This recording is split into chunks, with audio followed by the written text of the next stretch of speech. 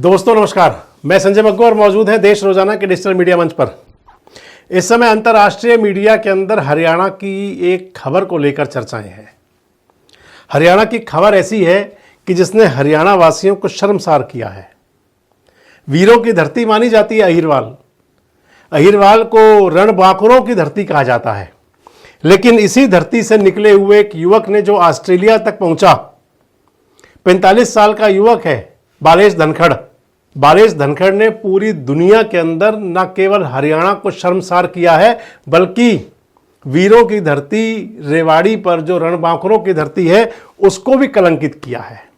बालेश धनखड़ की जो हरकत है, जो करतूत है, वो कुछ ऐसी ही है।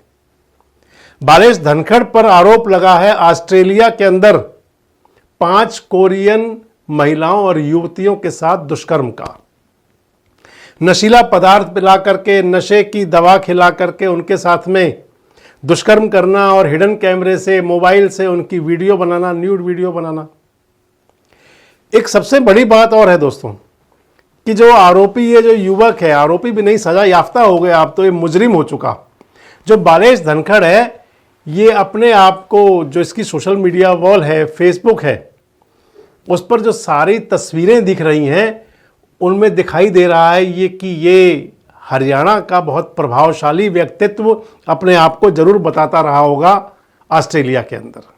बालेश धनखड़ की जो सोशल मीडिया पर जो इमेज हैं, जो दिखाई जा रही हैं, उनमें ये है कि बालेश धनखड़ प्रधानमंत्री नरेंद्र मोदी के बहुत करीबी हैं। बालेश धनखड़ प्रधानमंत्री नरेंद्र मोदी के शपथ ग्रहण समारोह में हरियाणा भी आए थे। बालेश धनखड़ प्रधानमंत्री नरेंद्र मोदी के शपथ ग्रहण समारोह में, जो पहली बार जब प्रधानमंत्री बने 2014 में, तो उस समय बालेश धनखड़ राष्ट्रपति भवन के अंदर एक विशेष मेहमान के रूप में आमंत्रित थे, जो उनकी फोटो बता रही हैं। इसके अलावा भी बालेश धनखड़ की इतनी इमेज हैं, फोटोज़ हैं, जिनमें वो हिंदुस्तान के, भारत के कई नेताओं के साथ दिख रहे हैं। विश्व हिंदू परिषद के नेता स्वर्गीय अशोक सिंघल के साथ उसकी फ़ोटो हैं। सुब्रमण्यम स्वामी के साथ उसकी फ़ोटोज़ हैं। हरियाणा के नेता, दिग्गज नेता चौधरी वीरेंद्र सिंह डूमर खां, जो पहले भाजपा में थे, अब कांग्रेस में आ गए हैं, कांग्रेस से चले भाजपा में होते हुए वापस कांग्रेस में, उनके साथ उनकी फ़ोटो, उसकी फ़ोटो हैं। इसके अलावा और बड़े नेताओं के साथ फ़ोटोज़ भी हैं। बालेश धनखड़ अभी हाल ही में जब प्रधानमंत्री गए थे ऑस्ट्रेलिया के दौरे पर, उस समय भी वो उनके अंग संग था। इस प्रकार की जो सोशल मीडिया पर इमेज है वो बता रही हैं। अब सबसे बड़ी बात आ जाती है कि आखिर इतना प्रभावशाली व्यक्तित्व तक पहुंचने के बाद बालेश धनखड़ ने जिस प्रकार की ये हरकत की, जिस प्रकार के ये उसका अपराध था, इसलिए मैं कह रहा हूं कि उसने पूरे देश को, पूरे हरियाणा को और रणबांकुरों की धरती रेवाड़ी को शर्मसार किया है, विदेशी धरती पर, ऑस्ट्रेलिया की धरती पर। बालेश धनखड़, मैंने आपको बताया कि हरियाणा का रहने वाला है, रेवाड़ी का है, 45 साल की उम्र है। ऑस्ट्रेलिया गया था ये स्टडी वीज़ा पर 2006 में, यानी कि छात्र, बतौर छात्र पढ़ाई का वीज़ा लेकर के ऑस्ट्रेलिया गया था। ऑस्ट्रेलिया में पहुंचने के बाद में बालेश ने अपना ऑरा भी ऐसा बनाया कि Indian overseas friends of BJP, ये एक संस्था है जो विदेशों के अंदर काम करती है भारतीय जनता पार्टी के लिए। ये उसका अध्यक्ष रहा वहाँ पर। मैंने आपको बताया कि 2014 में जब प्रधानमंत्री नरेंद्र मोदी का पहला शपथ ग्रहण समारोह था, उसके अंदर बतौर मेहमान मौजूद रहा, और अभी अंतिम जो दौरा प्रधानमंत्री का ऑस्ट्रेलिया में हुआ उसके अंदर भी मौजूद रहा। 45 साल के इस व्यक्ति ने 2018 के अंदर जो FIR दर्ज हुई, कोरियन फिल्में देखने का शौकीन है बालेश धनखड़, कोरियन फिल्में देखता है, और कोरियन फिल्में देखते देखते वो इस कदर, मैं से कह सकता हूं कि पतन की तरफ बढ़ता चला गया कि कोरियन युवती और कोरियन महिलाओं के साथ में शारीरिक संबंध बनाने की, उनके साथ में दुष्कर्म करने की, रेप करने की, और उसके बाद में उनकी वीडियोस बनाने की। इसे आप मानसिक रूप से बीमारी कह सकते हैं, इसे आप मानसिक रूप से अवसादग्रस्त या मानसिक रूप से बीमार व्यक्तित्व कह सकते हैं कि जो व्यक्ति सफलता के या बुलंदियों के या शोहरत के एक बड़े मुकाम तक पहुंच गया हो, और वहां पर पहुंचने के बाद में उस व्यक्ति का इस प्रकार से पतन होना। जब 2018 में FIR दर्ज हुई, तो FIR दर्ज होने के बाद में अपने औरे का, यानी कि जो उसका विस्तार था, उसका शो ऑफ करते हुए और इसके साथ साथ जो लीगल हेल्प मिलती है उसकी सहायता से बालेश धनखड़ ने मीडिया में उसकी खबरें प्रकाशित ना हो इस पर रोक लगवा ली थी। यानी कि मीडिया में उसकी खबरें आए ना, क्या चल रहा है। 2018 में जब एफआईआर हुई, गिरफ्तारी के बाद बेल पर रिहा हुआ तो 3 साल के लिए फरार हो गया। बाद में जब पुलिस ने उसको पकड़ा और पकड़ करके जब अदालत में पेश किया गया तो उसके बाद से मीडिया से बचते हुए हमेशा वो बालेश धनखड़ भाग जाया करता था। ऐसी कई सोशल मीडिया की रिपोर्ट्स बता रही हैं। बालेश धनखड़ जब अदालत में पेश हुआ तो उसने अदालत को बरगलाने का, बहकाने का, फुसलाने का भी पूरा प्रयास किया। किसी प्रकार से अदालत से वो बरी हो जाए, इसके लिए बड़ी महंगी फीस वाले अपनी तमाम जो वहाँ पर ज़मीन जायदाद प्रॉपर्टी बेच करके और बड़े ऊंचे शोहरत वाले वकीलों को भी किया, अच्छी लॉ फर्म्स के साथ में कनेक्शन करके अपना केस लड़ा। लेकिन जो अपराध था बालेश धनखड़ का वो छुप नहीं सका। आरोप जो लगे हैं और उसके अंदर जो अदालत में सुनवाई के दौरान सामने आया, ऑस्ट्रेलिया में कोरियन युवतियों को फंसाने के लिए, कोरियन महिलाओं को फंसाने के लिए एक और जालसाजी की थी। एक फर्म है वहाँ पर ऑस्ट्रेलिया के अंदर, ई कॉमर्स वेबसाइट, उसके ज़रिए उसने एक फर्जी वेबसाइट बनाई और उस पर इंटरव्यूज़ के लिए, नौकरी के लिए आवेदन आमंत्रित करता था। क्योंकि जिनको रोज़गार चाहिए तो वो उस आवेदन पर जाते थे, इंटरव्यू के लिए बुलाया जाता था। झांसे में ले करके एक कैफ़े में बुलाया जाता था इंटरव्यू के लिए। इंटरव्यू के दौरान में उनको जो युवतियां आती थी, जो नौकरी के लिए तलाश में आती थी, उनको ऑफ़र किया जाता था खाना पीना। उसके बाद में किसी बहाने से अपने फ्लैट पर ले जाता था और वहाँ पर ले जा करके उनके साथ में उनको नशीला पदार्थ, यानी कि कभी आइसक्रीम के अंदर, कभी वाइन के अंदर नशीला पदार्थ पिला करके और फिर उनके साथ दुष्कर्म किया करता था। एक शिकायतकर्ता जब बालेश धनखड़ उस युवती के साथ रेप का प्रयास कर रहा था तो शिकायत में कहा गया है, जो अदालत में परिवाद के अंदर सामने बात आई, कि वो शिकायतकर्ता की बेहोशी टूट जाती है।